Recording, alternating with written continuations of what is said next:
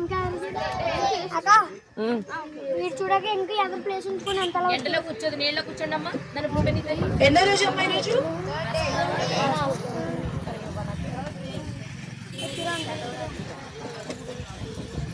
ఇప్పుడు చెప్పండి, అందరూ ఫోన్ చేస్తారా? ఈరోజు ఎన్నో లెసన్ మనకి? అంటే ఇంకా లెసన్స్ ఉంటాయా దీని తర్వాత? ఉండవు కదా. ఇదే లాస్ట్ లెసన్ మీకు ఇలాగ గ్రూప్ గా, జూనియర్స్ గ్రూప్ లో. ఓకేనా? మళ్ళీ దీని తర్వాత మీకు మెమరీ వర్సెస్, తర్వాత మీ వర్క్ బుక్స్ బేస్ మీద మీకు ప్రైజెస్ ఇస్తాము. రేపు దినాన మనకి ఏం ఉండదు ఇలా క్లాస్ ఈరోజే. ఓకేనా? అందరూ మంచిగా వినండి, లాస్ట్ లెసన్ కాబట్టి. ఏమైతే దేవుడు మనతో అందరితో మాట్లాడాలి అనుకుంటున్నారో అందరూ జాగ్రత్తగా వినాలి. ఓకేనా? బాగా ఎండగా ఉందా? ఎండగా ఉంది కదా, ఎండగానే ఉంది కదా. అయినా కూడా కొంచెం ఓర్చుకొని సహించుకొని కొద్దిసేపే, మనం ఎక్కువసేపు కూడా ఉండం ఈరోజు, ఎందుకంటే మీకు పప్పెట్ షో కూడా ఉంది కదా ఈరోజు. మేము త్వరగా వదిలేసేయాలి. ఓకేనా? స్టార్ట్ చేసుకుందాము, ప్రార్థన చేసుకుందాము. ఒక అబ్బాయిలో నుంచి ఒకరు, అమ్మాయిలో నుంచి ఒకరు ప్రార్థన చేయండి. ఫాస్ట్ గా, టైం లేదు మనకి. ఈ అబ్బాయి నువ్వు చేయమ్మా. అమ్మాయిలో నుంచి రెడీగా. ఓకేనా? చేయండి, చెయ్యి, గట్టి చేయాలి.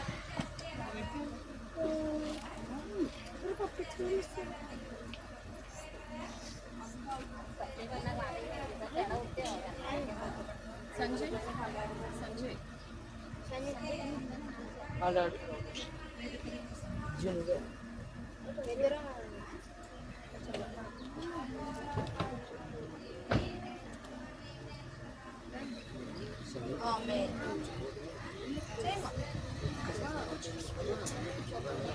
అక్కడే సేల్ తల్లి హాస్పిటల్స్ కాదు.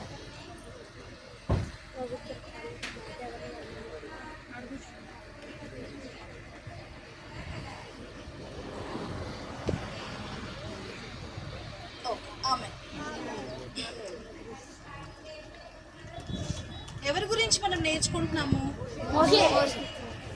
మోషే అనే పేరుకి అర్థము నీళ్ళలో నుంచి. ఎవరు పెట్టారు మోషేకి పేరు?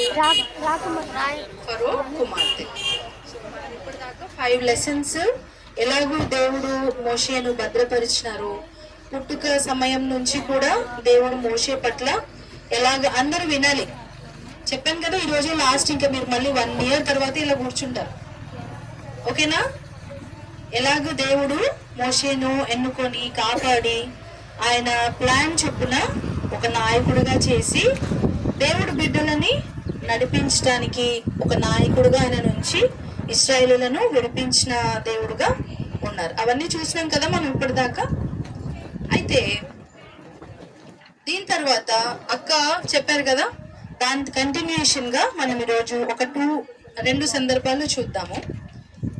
ఇశ్రాయేలీయుల ప్రయాణం ఎంతకాలం పట్టిందన్నానమ్మా? ఈ మ్యాప్ ప్రకారం ఇదంతా కూడా ఎంత టైం పట్టిందన్నా? 40 years పట్టింది కదా.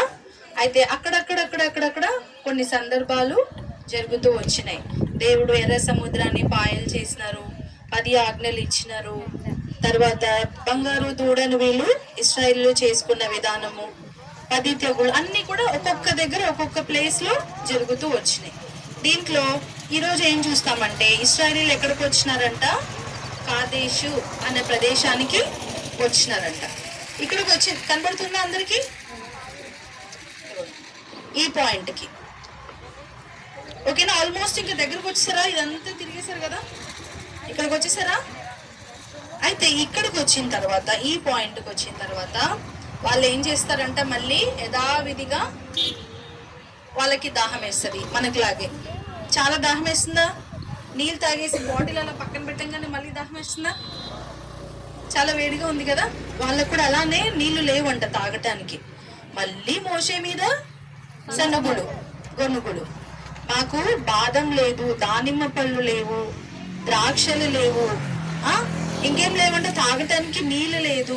ఇక్కడంతా కూడా ఇంత దూరం నడిపించారు కదా. ఇదంతా తిరిగేసి వచ్చారు కదా. ఇదంతా తిరిగేసి వచ్చారా? దేవుడు సహాయం చేస్తూ వచ్చినారా?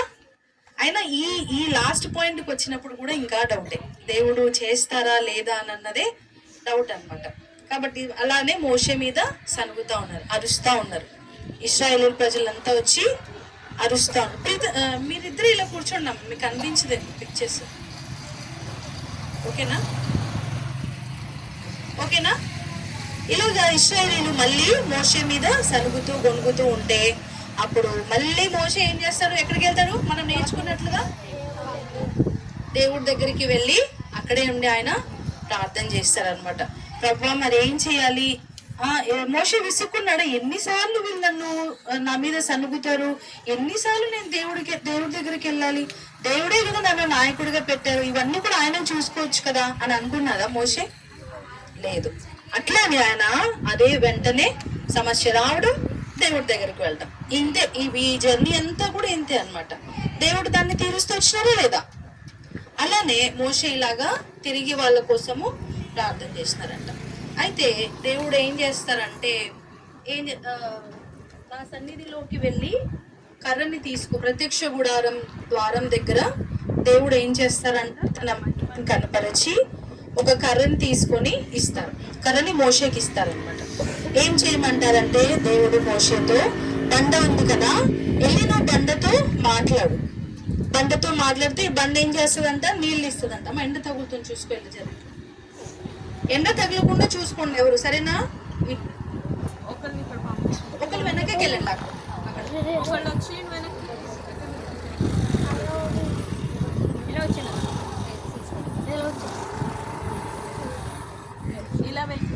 ఆ బండతో దేవుడు ఏం చెప్తాడంటే, మాట్లాడి వెళ్ళి నువ్వు, అప్పుడు అది నీళ్ళు ఇస్తుంది, అందరూ కూడా తాగి తృప్తి పొందుతారు అని దేవుడు చెప్తారు. అయితే అప్పటికే మోషే విసుగు చెందిపోయి ఉన్నాడు. అవునా? మన ఇంట్లో కూడా అంతే కదా, అమ్మ నాన్న వాళ్ళు కూడా అంతే కదా.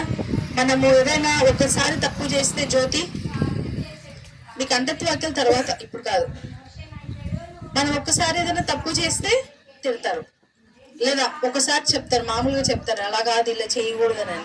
సెకండ్ టైం అదే రిపీట్ చేసామనుకోండి, ఏమంటారు?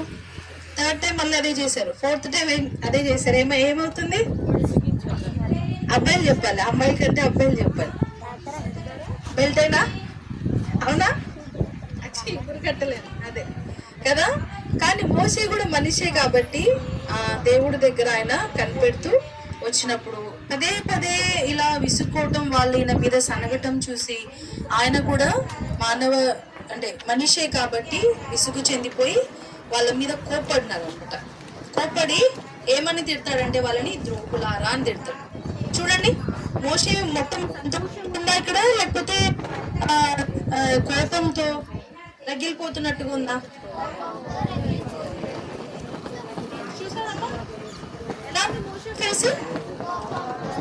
రగిలిపోతున్నట్టుంది కదా. ఏమంటున్నట్టు, ద్రోహులారా అని చెప్పి, నేను మీకు నీళ్ళు ఇవ్వాలా అని అనేసి దేవుడు ఏం చెప్తాడు, బండతో ఏమన్నారు, బండతో ఏం చేయాలన్నారు, మాట్లాడమన్నారు. అయితే మోషే ఏం చేశారంట, కొట్టారు. 2 సార్లు బండని కొట్టారు. దేవుడు చెప్పింది ఒకటి, మోషే చేసింది ఒకటి. అంటే కొంచెం దేవుడి మీద ఆ యొక్క విశ్వాసం కానీ నమ్మకత్వాన్ని కానీ కొంత దేవుడు నిరుత్సాహపడే విధానంలో ఈ యొక్క కార్యం అన్నది జరిగింది.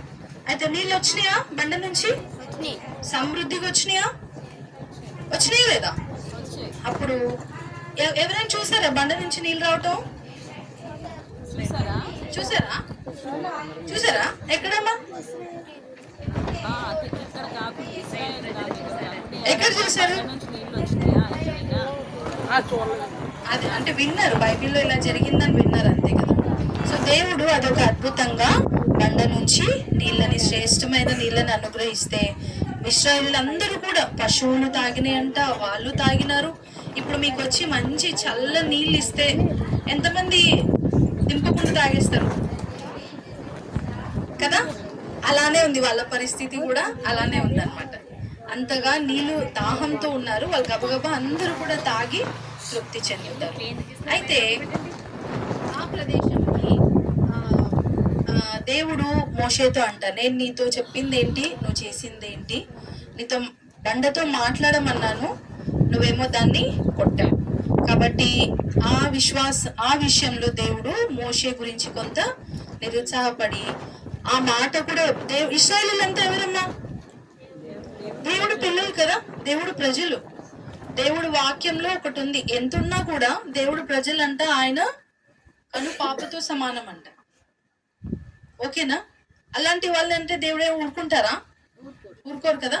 ఆ మాట అనేసరికి దేవుడు మోషేకి ఒక సివియర్ పనిష్మెంట్, మామూలు పనిష్మెంట్ కూడా కాదు. ఏంటి అంటే ఈ ప్రయాణం అంతా మనం చూసాం కదా, ఎక్కడికి వెళ్తున్నారు వాళ్ళు? ఈ ప్రయాణం అంతా స్టార్ట్ చేసింది ఏ పాయింట్, ఏ డెస్టినీ రీచ్ అవ్వడానికి? ఇదంతా కనాను దేశం, ఇది రీచ్ అవ్వడానికి ఎవరు వాళ్ళని తీసుకెళ్ళాలి? మోషే తీసుకెళ్ళాలి. అయితే దేవుడు ఏం చేస్తారంటే, ఇదంతా తీసుకెళ్ళినావు కదా, నువ్వు నడిపిస్తావు, ఈ దేశాన్ని కూడా, కనాను దేశాన్ని కూడా నువ్వు చూస్తావు, నేను నీకు చూపిస్తా ఎలా ఉంటది. అబ్రహాము, ఇస్సాకు, యాకోబులకు నేను ప్రమాణం చేసినాను కదా, పాలు తేనెలు ప్రవహించు దేశము నీ సంతానం స్వతంత్రించుకుంటారు అని చెప్పి.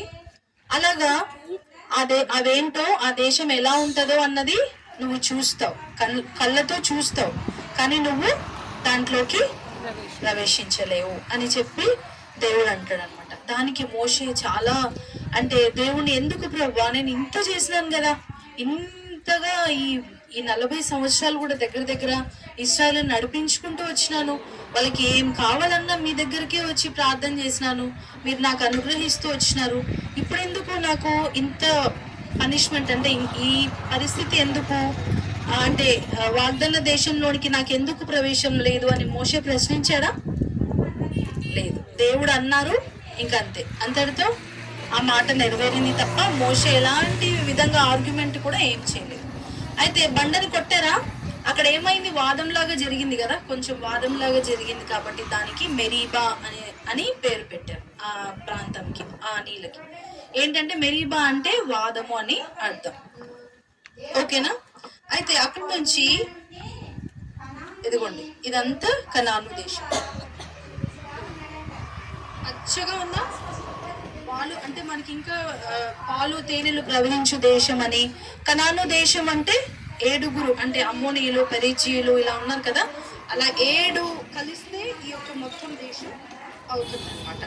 మోషే చూడండి, ఇక్కడ నుంచి దేవుడు ఇమేజ్ లాగా ఉందా వెనకలా, ఇక్కడ మోషే గారు ఉన్నారు, చూడు ఎలా ఉందో అని చెప్పి దేవుడు చూపిస్తున్నారు అనమాట. ఇదిగో, ఓకేనా? ఇక్కడేమో దేవుడు, ఇక్కడ మోషే గారు, ఇదంతా కనాను దేశం. పర్లేదు, ఇదంతా కనాను దేశం.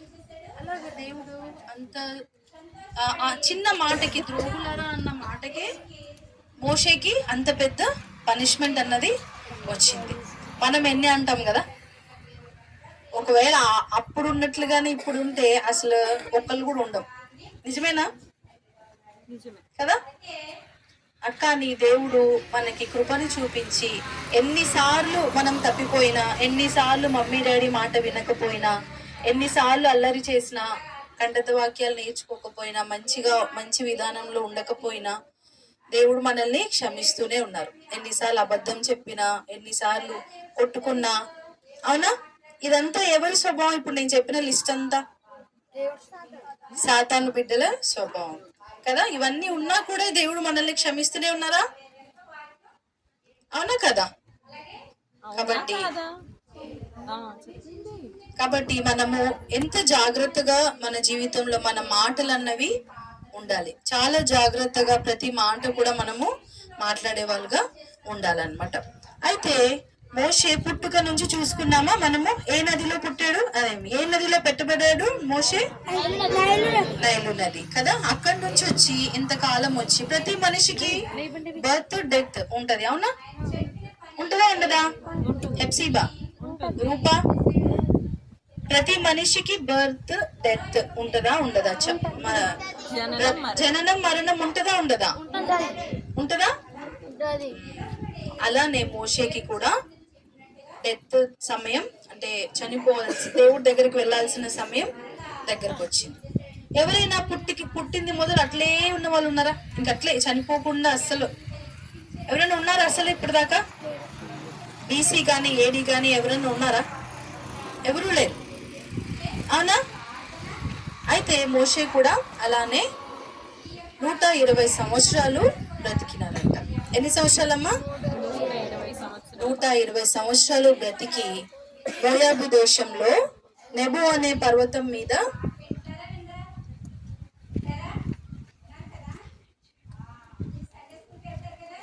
ఇదంతా మోయాబు దేశం, ఓకేనా? ఇదేమో నెబో పర్వతం. ఈ పాయింట్ కనపడుతుందా? ఇది నెబో పర్వతం. ఇక్కడికి వెళ్ళి దేవుడు ముందుగానే సెలవిచ్చిన విధానంలో మోషే చనిపోతారనమాట. అయితే అక్కడే ఆ దేశంలోనే పాతి పెట్టబడతారు. కానీ మోషే ఎక్కడ పాతి పెట్టబడ్డారు, ఎలా, ఎవరి చేత పాతి పెట్టబడ్డారు అని అన్నది ఆయన ఏమి ఇప్పటిదాకా తెలీదు. ఎక్కడ ఏంటి అన్న వివరాలు ఏవి కూడా మనకి తెలియవు అనమాట. కొంతమంది అంటారు దేవుడే పాతి పెట్టి ఉండవచ్చు అని చెప్పేసి అని అంటారు అనమాట. అయితే 120 సంవత్సరాలు బ్రతికి దేవుడి దగ్గరికి వెళ్ళిపోయి ఆయన దేనికోసం అయితే దేవుడు ఆయన ఎన్నుకున్నాడో ఆ పర్పస్ ని ఫుల్ఫిల్ చేశాడా లేదా మోషే? ఎందుకు ఆయన చనిపోవలసిన బాలుడుగా ఉన్నప్పుడే చనిపోవలసిన మోషేని బ్రతికించాడు దేవుడు. ఎవరైతే పిల్లల్ని చంపేయమని ఆజ్ఞ ఇచ్చారో ఆ రాజు ఇంట్లోనే పెరిగేలాగా దేవుడు అద్భుతంగా ప్రణాళికగా మోషేని తీసుకొచ్చారు. ఎందుకని? ఇశ్రాయేలులను ఆయనలో నాయకత్వం చూశారు, దేవుడు ఆయనలో విధేయత చూసినారు, నమ్మకత్వం చూసినారు. మోషేకున్న బిరుదు ఏంటమ్మా?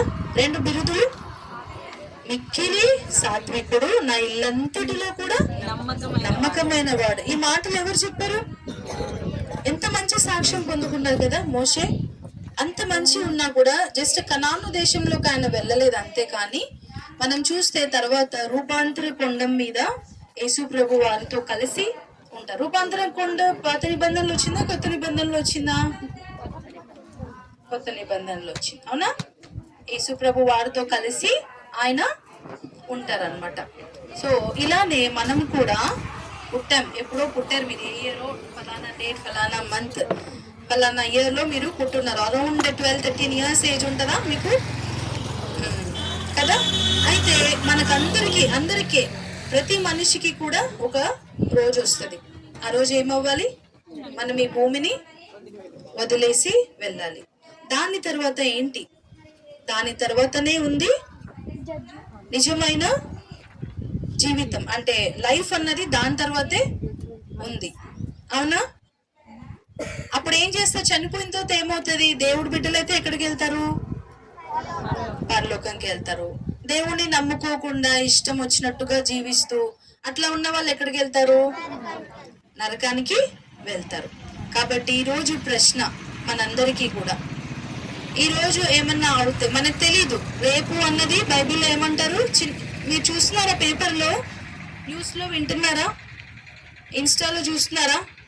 ఏంటి ఏమైనా న్యూస్ వస్తూ ఉంటాయి కదా. ఏంటి, చిన్న పిల్లలు, పెద్దవాళ్ళు, ముసలి వాళ్ళు అని తేడా లేదు. రోజులు చాలా భయంకరంగా ఉన్నాయి. ఎప్పుడు ఏమవుతుందో మనకి తెలియదు. కాబట్టి ఉదయం ఆంటీ చెప్తూ వచ్చారు కదా లెసన్, ఇదేంటంటమ్మా? ఇత్తడి సర్పం. మనుషులు, ఇశ్రాయేలీయులు చనిపోతూ వస్తున్నప్పుడు దేవుడు మోషేకి చెప్పినట్టుగా ఇత్తడి సర్పం చేయించి దాని వైపు చూడమను, చూసి బ్రతకమను అని చెప్పి దేవుడు చెప్తారు, అవునా? అలా చేసిన వాళ్ళు బ్రతికారా? ఇదే సాదృశ్యం మనకి సిలువ విషయంలో కూడా. యేసుక్రీస్తు ప్రభు వారు మన కోసం, మీరు ఇప్పుడు పుట్టారు, నేను ఇంకొంచెం ముందు పుట్టాను, ఆంటీ వాళ్ళు అలాగా ఒకరొకరు ఒక టైంలో పుట్టారు.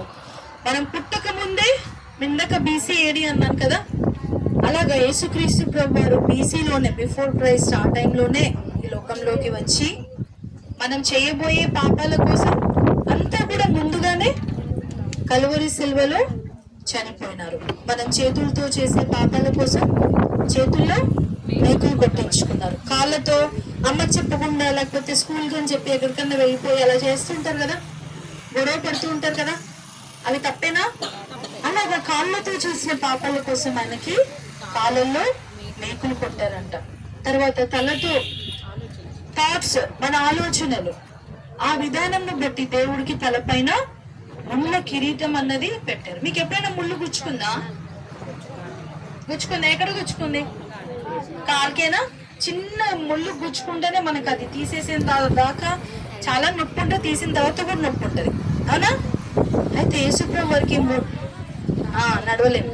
ముళ్ళ కిరీటం అన్నమాట. ముళ్ళుతో మొత్తం ఇలా ట్విస్ట్ చేసి అంతా ఒక కిరీటం ఎలా ఉంటది మీకు రేపు పెడతారు. మంచి కిరీటం అది, ముళ్ళ కిరీటం కాదు. ఆ కిరీటం అలాగా చేసి తలపైన పెట్టి ఇలా నొక్కేశారనమాట. ఎంత నొప్పి ఉంటుంది కదా. అదంతా కూడా మన కోసమే యేసుప్రభు వారు భరించారు. రక్తం అంతా కూడా పోయిందంట యేసుప్రభు శరీరంలో నుంచి, మొత్తం అంతా కార్చేశారంట. ఆ రక్తంలోనే మనకి ఏముంది? పాప క్షమాపణ. మీరు అనొచ్చు, ఆంటీ నేనేం చేయలేదు, నాకు నేను అబద్ధం చెప్పను, దొంగతనం చేయను, బాగా చదువుకుంటాను, మమ్మీ డాడీ చెప్పింది కూడా వింటాను, నేను ఎట్లా పాపనవుతాను అని మీరు అనుకోవచ్చు. బైబిల్లో ఏముందంటే పుట్టుకతోనే మనము పాపులం అన్నమాట. మమ్మీ అదే మనం పుట్టినప్పటి నుంచే మనము పాపులుగా ఉన్నాము. ఏం చేయకుండానే మన స్వభావమే పాప స్వభావం. జనరల్గా మన బాడీ ఉన్న విధానంలోనే అంతా కూడా పాప స్వభావం మనది. అయితే దీని నుంచి ఎవరు విడిపిస్తారు మనకి? మీరు యవ్వన ప్రాయంలోకి ఎంటర్ అవుతున్నారు, ఎవరు దీని నుంచి మీకు హెల్ప్ చేస్తారు? ఎవరు చేయలేరు, ఎందుకంటే అందరూ మనుషులే, అందరికీ బలహీనతలు ఉంటాయి. దేవుడు మాత్రమే చేయగలరు. మీరు ఏం చేయాలి? ప్రతి దాంట్లో కూడా దేవుడు సన్నిధికి వచ్చి ఫస్ట్ ఆఫ్ ఆల్ రక్షణ అనుభవం, దేవుని నేను నా సొంత రక్షకునిగా అంగీకరించాను ఆల్రెడీ అని అన్న వాళ్ళు చేతులు ఎత్తండి. దేవుని నేను నా సొంత రక్షకునిగా అంటే ఆ సిలువ కార్యం అన్నది నేను గ్రహించాను, నా కోసమే యేసుప్రభు వారు చనిపోయారు, రక్తం కార్చినారు అని ఎంతమంది విశ్వసించి మీ పాపాలు దేవుడి దగ్గర ఒప్పుకున్నారా మీరంతా? సో ఇప్పుడు మీరు ఓకే, అంత ఫుల్ 100% ఓకే కదా, ఒప్పుకున్నారు, వెరీ గుడ్. మిగతా వాళ్ళు కూడా అమ్మా, ఎందుకంటే మనకి సమయము అయిపోతుంది కాబట్టి మనము ప్రార్థన చేద్దాము. అందరము కూడా మోకరించండి. తర్వాత ఒక స్టోరీ చెప్తాను. ఏంటంటే ఒక అమ్మాయి ఉందంట. ఆ అమ్మాయి చాలా అంటే చక్కగా ఉండేదంట చూడటానికి. ఆ అమ్మాయి వాళ్ళ అమ్మ ఇద్దరే ఉండేవాళ్ళంట. అయితే ఆ అమ్మాయి ఏం చేసిందంటే స్కూల్కి వెళ్ళి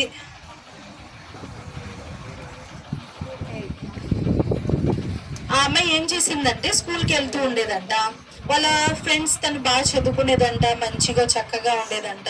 వాళ్ళ ఫ్రెండ్స్ అందరినీ కూడా బయటికి, మీ ఇంటికి వస్తుంటారా మీ ఫ్రెండ్స్? మీరు మీ ఫ్రెండ్స్ ఇంటికి వెళ్తారా? వస్తారు కదా. అలానే ఆ అమ్మాయి ఫ్రెండ్స్ కూడా ఇంటికి వచ్చినప్పుడు వాళ్ళ మమ్మీ పొరపాటున బయటకు వచ్చేసినారంట. అంటే ఇంట్లోనే ఒక రూమ్ లో నుంచి హాల్లోకి వచ్చారంట. అప్పుడు వాళ్ళు ఆ అమ్మాయి ఆ ఫ్రెండ్ వెళ్ళిపోయిన తర్వాత వాళ్ళ మమ్మీ మీద చాలా కోపడుతుంది.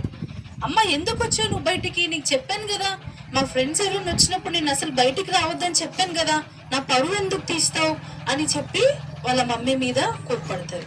అప్పుడు వాళ్ళ మమ్మీ ఏమనకుండా, చిన్న పాప కదా, చిన్నపిల్లలు ఏమైనా అలా మాట్లాడితే ఏం చేస్తారు? మమ్మీ వాళ్ళు ఒక్కటిస్తారా? ఏం మాట్లాడుతున్నావు, చిన్నపిల్ల అయింది కూడా అని చెప్పేసి అంటారా? అలా ఏమనకుండా వాళ్ళ మమ్మీ అలాగే అమ్మా, ఇంకోసారి నుంచి రానమ్మా, క్షమించమ్మా అని వాళ్ళ మమ్మీ అంటది అనమాట. అయితే సరేనే అలాగవుతుంది. ఆ అమ్మాయి పెరుగుతూ ఉంటుంది. మళ్ళీ కూడా వాళ్ళ ఫ్రెండ్స్ దగ్గరికి వెళ్తుంది. మళ్ళీ తిరిగి వాళ్ళ ఫ్రెండ్స్ ఎవరో వాళ్ళు ఆ అమ్మాయికి తరపున వాళ్ళు ఇంటికి వస్తారు.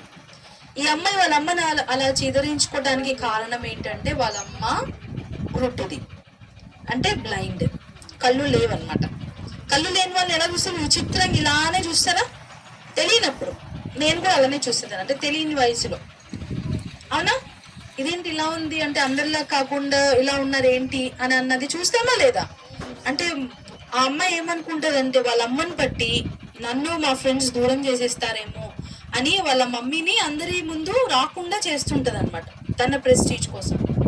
అయితే పెద్దగా అవుతూ ఉంటది, ఇంకా చక్కగా మంచిగా ఎదుగుతూ ఉంటది, అన్ని కూడా అవుతూ ఉంటాయి.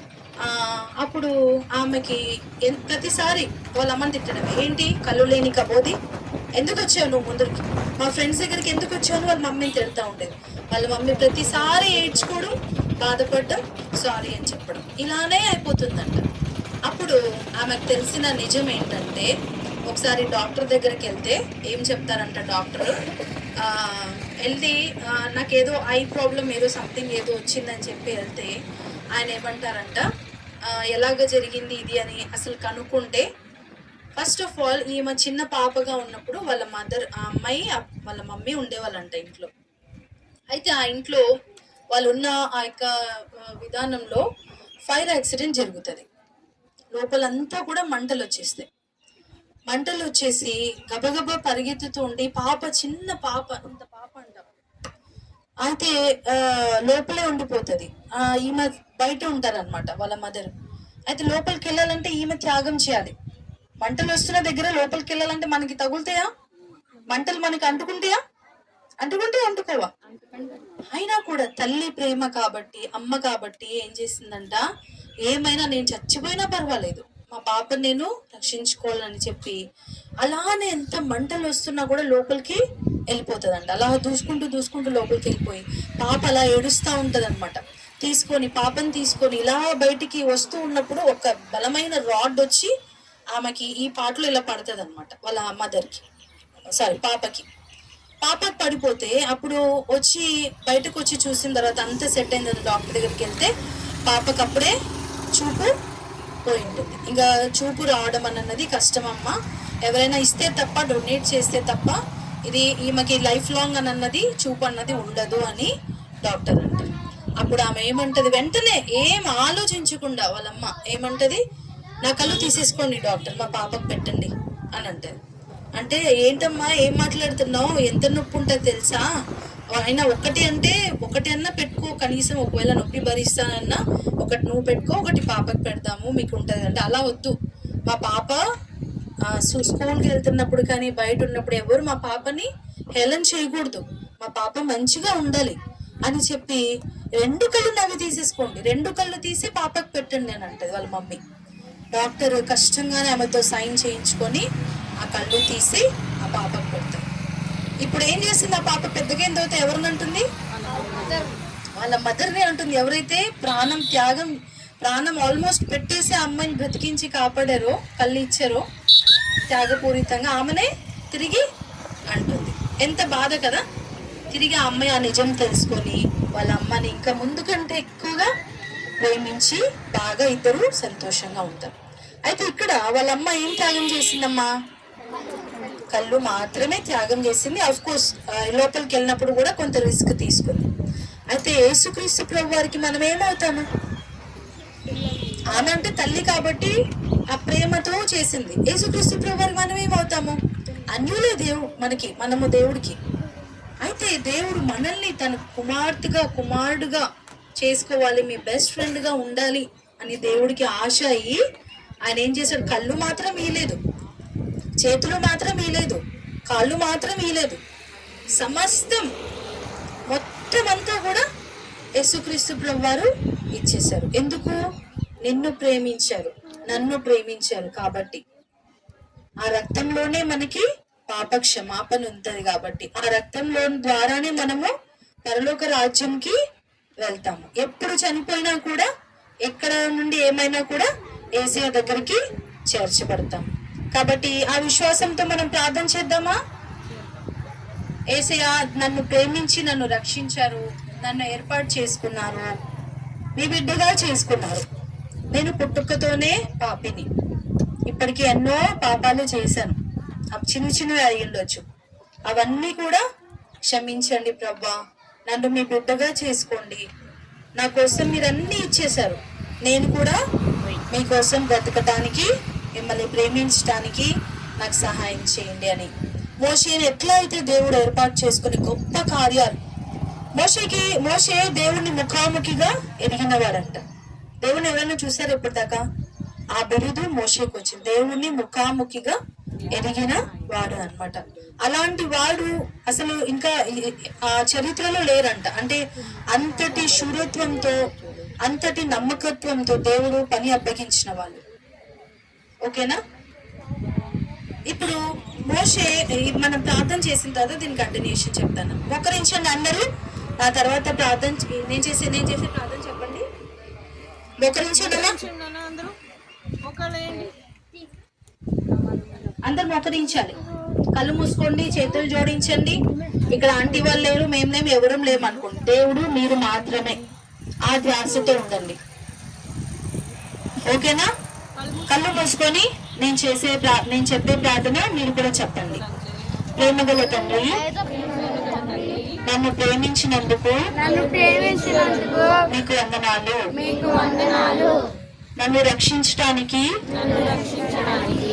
మీరు సిలువలో మీ రక్తమంతా కూడా ధారపోశారు.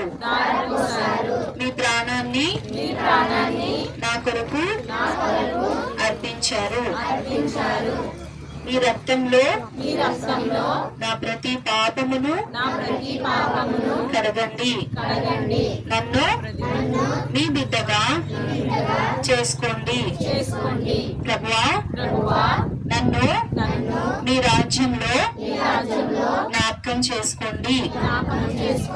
మీ కొరకు జీవించడానికి మీ ప్లాన్ చొప్పున నన్ను నడిపించండి.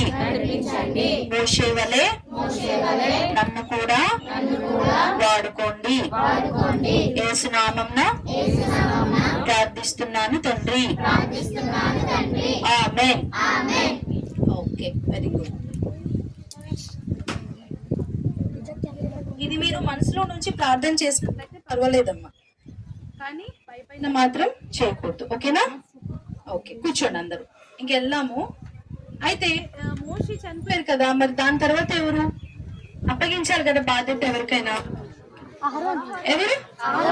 యెహోషువకి ఇచ్చారనమాట. అహరోను కూడా దేవుడు వాడుకున్నారు, కానీ ఆ బాధ్యత మోషే యెహోషువ మీద చేతులు ఉంచిన తర్వాత యెహోషువ ఆ యొక్క ఆత్మను పొందుకొని తిరిగి ఈ యొక్క విధానాన్ని కొనసాగిస్తాడు. మీరు దీని కంటిన్యూషన్ మీరు సండే స్కూల్లో వినొచ్చు, లేదా తిరిగి ఈ రీతిగా ఈబిఎస్ లో కూడా వినొచ్చు. ఓకేనా? ఏమేమి నేర్చుకున్నాం మనము? బేసిక్ థింగ్స్ చెప్పండి. ప్రతిరోజు చదువుకోవాలి. ఇంకా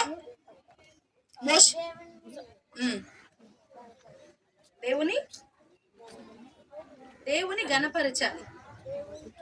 దేవునికి ఒబీడియంట్ గా ఉండాలి. ఓకే, దేవుడికి థ్యాంక్ఫుల్ గా ఉండాలి. Very good, very good. మనల్ని హింసించిన వాళ్ళ కోసం కూడా ప్రార్థన చేయాలి. సువార్త చెప్పాలి. Very good. ఫస్ట్ మనల్ని దేవుడు రక్షించాలన్న నిశ్చయత తెచ్చుకొని, నీకు రక్షణ అనుభవం ఉందా? దేవుడు నీ సొంత రక్షణగా అంగీకరించవా? చేయాలి. ఫస్ట్ నువ్వు ప్రార్థన చేసుకొని పక్కన సువార్త చెప్పాలి. నిజమమ్మా, మీ స్కూల్లో ఫ్రెండ్స్ కూడా మీరు చెప్పాలి. ఓకేనా? మీ బెస్ట్ ఫ్రెండ్స్ ఉంటారు, ఏదో ఒక సందర్భం చూసుకుని దేవుడి గురించి చెప్పేవాళ్ళుగా ఉండాలి. ఓకేనా? అలా ఉన్నామా? తిరిగి మనము వాట్ విల్లింగ్ మళ్ళీ కలుసుకుందాం. ఓకే, అందరికి ప్రైజ్ లార్డ్. లేచి నిలబడండి.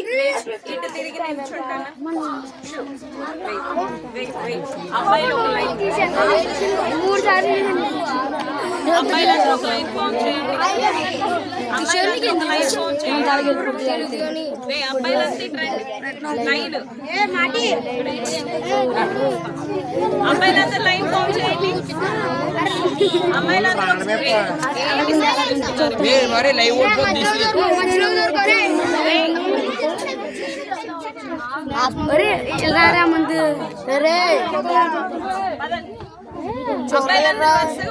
అమ్మాయిలందరూ ఒక లైన్ లో పదండి.